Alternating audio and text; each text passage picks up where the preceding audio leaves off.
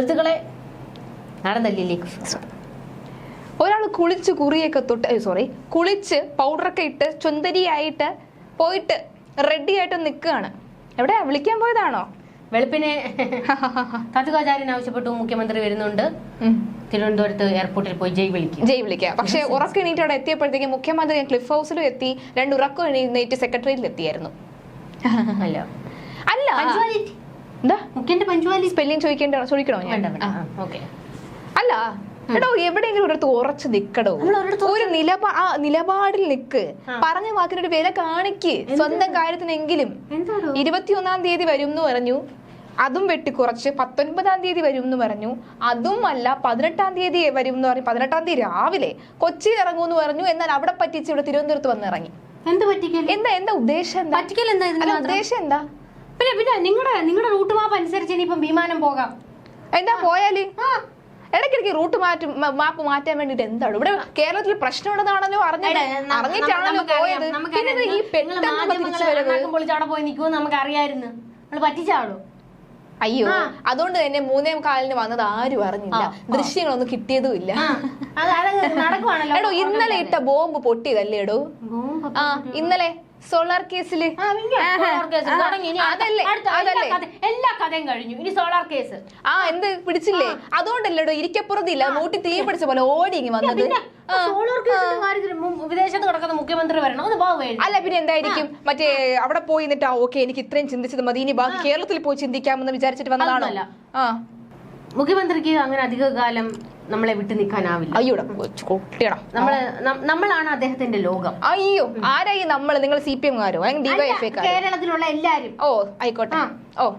അപ്പൊ അതിനകത്ത് പെടുന്നതായിരിക്കുമല്ലോ അല്ലേ ഈ പത്തനംതിട്ടയിൽ 10 വയസ്സുകാരിയായിട്ട് പീഡിപ്പിക്കപ്പെട്ട കുട്ടി? പിന്നെ അതുപോലെ തന്നെ കഴിഞ്ഞ ദിവസം സംസ്ഥാനത്ത് എറണാകുളത്ത് കടയിൽ കയറി വെട്ടിക്കൊന്ന ആ വ്യക്തി, അതുപോലെ തന്നെ തിരുവനന്തപുരത്ത് തല ചെതറിച്ചു മരിച്ചു സിദ്ധാർത്ഥന്റെ ഡാർക്ക് വർത്തമാനം മാത്രമേ കേൾക്കാൻ ആഗ്രഹം ഇല്ലാത്ത ആൾക്കാരുള്ളൂ. ഒരു കാര്യം അറിഞ്ഞോ സുഹൃത്തുക്കളെ? KSRTC ബസ് വേഗപ്പൂട്ടില്ലാതെയാണ് അത്ര ഓടുന്നത്. നടപടി ഉണ്ടാകും. ആരെ? ഗണേഷ് കുമാറിനെതിരെ നടപടി ഉണ്ടാക്കും. നമ്മുടെ ഗണേഷ് കുമാർ കാര്യപ്രാപ്തി ഇല്ലാതെ പെരുമാറി കഴിഞ്ഞാൽ നമ്മൾ തൂക്കി പുറത്തിടും.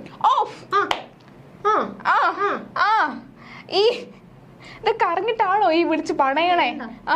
പണയണേ എന്റെ ഇയാളെ നോക്കിയിട്ടുണ്ടോ? എനിക്ക് തോന്നി നോക്കിയിട്ടുണ്ട്. അതായത് ഇയാൾ ന്യായീകരിക്കുന്നത് കൊണ്ടല്ല, പല മണ്ടത്തരവും വിളിച്ചെഴുന്നുള്ളതിന് ഇവരുടെ ടീമിലെ ആൾക്കാർ തന്നെ ഇയാളുടെ തലയോ കാലോ കയ്യോ ഒക്കെ വെട്ടിയെടുക്കാനുള്ള സാധ്യത.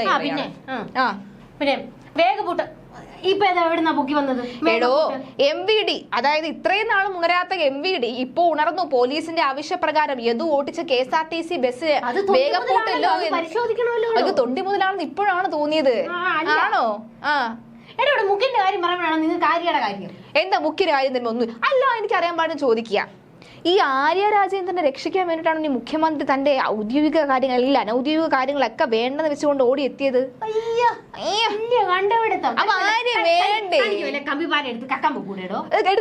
കക്കാൻ എന്നെക്കാട്ടി വലിയ കളനാ നിൽക്കുന്നത്. എന്നിട്ടാ ഈ പറയുന്നത് കമ്പിപ്പാലെടുത്ത് കക്കാൻ പോവാൻ. മുഖ്യമന്ത്രി അവിടെ നിങ്ങൾ അല്ല ഒന്ന് പോടോ. ഈ കണക്കാണ് തന്റെ പോക്കറ്റ് തന്റെ മൂട്ടി ഞാൻ ബോംബ് വെച്ച് പൊട്ടിക്കും.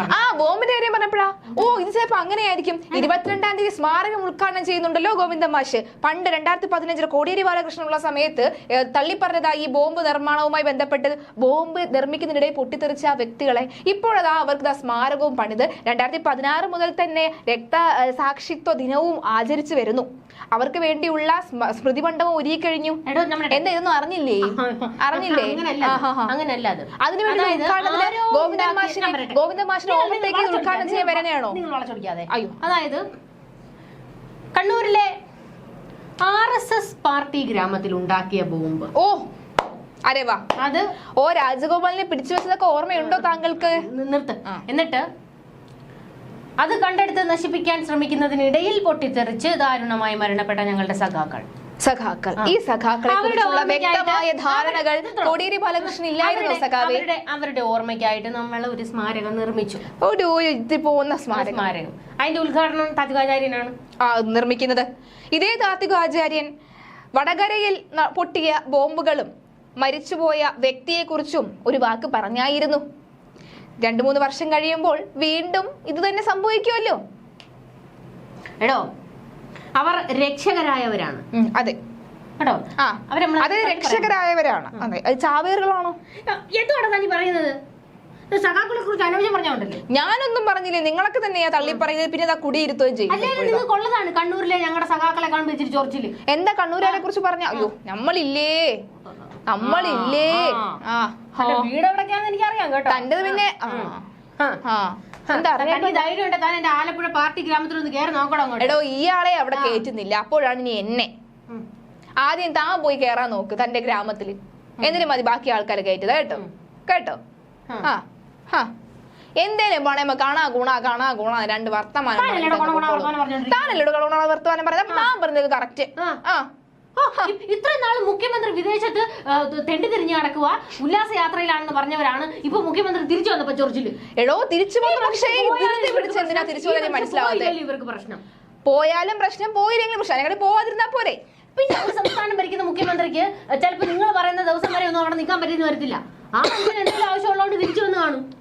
ഒരു മുഖ്യമന്ത്രിയാണ് പോയത്. ചുമയും കൊരയും വരെ എന്നാലും നിർത്തത്തില്ല. അങ്ങ് കണകൊണാന്ന് പറഞ്ഞു. എനിക്ക് ചില സത്യം പറയാനുണ്ട് സുഹൃത്തുക്കളെ. ഇത്രയും പ്രശ്നമുണ്ടെങ്കിൽ ആ പ്രശ്നം പരിഹരിക്കാതെ മുഖ്യമന്ത്രി എന്തിനു പോയി? അടിയന്തര യോഗം 20-ാം തീയതി ചേരുന്നുണ്ട്. മുഖ്യമന്ത്രി കസേര തെറിക്കുമെന്ന് ഏതോ ഒരു ദൂതൻ പോയി അയച്ചിട്ടുണ്ട്. അതറിഞ്ഞുകൊണ്ടല്ലേ ആ അടുത്ത കിട്ടിയ ഫ്ലൈറ്റും പിടിച്ച് അടുത്ത ഓടി വന്നത്. നിങ്ങൾ നിർത്തണോ? ആ മനുഷ്യൻ ഒരു മുഖ്യമന്ത്രി, ഓക്കെ, അതൊന്ന് മാറ്റി വെക്കുക. അദ്ദേഹത്തിന്റെ പദവി ഒന്ന് മാറ്റി വെച്ച് അദ്ദേഹം പച്ചയായ ഒരു മനുഷ്യനാണ്. ഞാൻ പറയുന്നത് അദ്ദേഹത്തിനും കുടുംബമുണ്ട്, കുട്ടികളുണ്ട്, കൊച്ചുമക്കൾക്ക് ഉല്ലാസ യാത്ര പോകേണ്ടതുണ്ട്. അവരോടൊപ്പം അദ്ദേഹത്തിന് പോകേണ്ടി വരും. ആയിക്കോട്ടെ. പക്ഷേ എന്നിട്ടും അദ്ദേഹം ദിവസങ്ങൾ വെട്ടിക്കുറച്ച് തിരിച്ചു വന്നില്ലേ? എന്തിനാ വന്നേന്നാ ചോദിച്ചത്. എന്താ കാരണം? അങ്ങനെയുള്ള മുഖ്യമന്ത്രി എന്തിനാണ് അപ്പൊ അത്രയും ദിവസം പോകുന്നത്? മറ്റു സംസ്ഥാനങ്ങളിൽ തെരഞ്ഞെടുപ്പ് പ്രചരണം ഉണ്ടല്ലോ. അയ്യോ, എങ്ങനെ തെരഞ്ഞെടുപ്പ് പ്രചരണം? അത് കഴിഞ്ഞപ്പോ 4 ദിവസം ഈ പ്രചരണത്തിനൊക്കെ ലീവായിരുന്നു, അവധിയായിരുന്നു. അല്ല, മുഖ്യൻ ജോയിൻ ചെയ്തോളാം എന്ന് പറഞ്ഞിട്ടാ പോയത്. അല്ല, അതുവഴി അങ്ങനെ പോകാത്ത എന്താ സംസ്ഥാനങ്ങളിലോട്ട്? ഇവർക്ക് സൗകര്യമുള്ളത് ഈ കേരളത്തിൽ നടക്കൂ. അതാണ് ഇവർ പറയും, ഇത് കേരളമാണ്, ഇവിടെ ഇങ്ങനെ നടക്കൂ.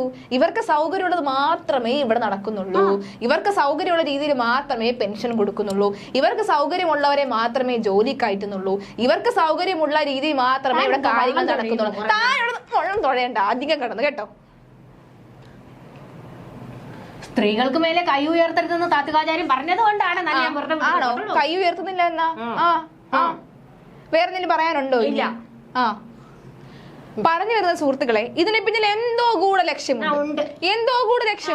20-ാം തീയതി അടിയന്തര മന്ത്രിസഭാ യോഗം ചേരുകയാണ് ഇവിടെ. മിക്കവാറും രാജിയാണെന്നാണ് എനിക്ക് തോന്നുന്നത്. അതൊന്നും ഇല്ല. കാരണം തൊലിക്കട്ടി എന്നൊക്കെ പറയുന്നുണ്ടല്ലോ, അപാരം. ആരൊക്കെ എന്തൊക്കെ പറഞ്ഞാലും അതിനെ മുതിരില്ല. മിക്കവാറും പെൻഷൻ പ്രായം ഉയർത്താനുള്ള ഗൂഢാലോചനയായിരിക്കും. സൗകര്യം പോലെ ചെയ്തോളാം കേട്ടോ. അതെ, വിൽക്കോ? തൈക്കട്ടിയുടെ ഭൂമി അങ്ങ് വിറ്റ് കളയും. വിറ്റിട്ട് കൊടുക്കോ? ഈ പെൻഷൻ പറ്റുന്ന ആൾക്കൊക്കെ ഈ ഫണ്ട് സംഭാവന ഫണ്ട് എങ്ങനെ കൊടുക്കും? നമ്മൾ കൊടുത്തോളാം കേട്ടോ. അതെന്താ കുഞ്ഞളിങ്ങനെ പറമ്പ് പൊരിടം കൊടുക്കാന്ന്? എന്റെ പറമ്പിൽ കയറി കളിക്കില്ല. അതിന് വേണ്ടേ പറമ്പ് കയറി കളിക്കാൻ? സുഹൃത്തുക്കളെ സമയമില്ല. ചില പറമ്പുകൾ വെട്ടിത്തളിക്കാനായി ഉണ്ട് കുഞ്ഞളിയന്. കാരണം വിൽക്കേണ്ടി വന്നാലും ശരി എന്നാ.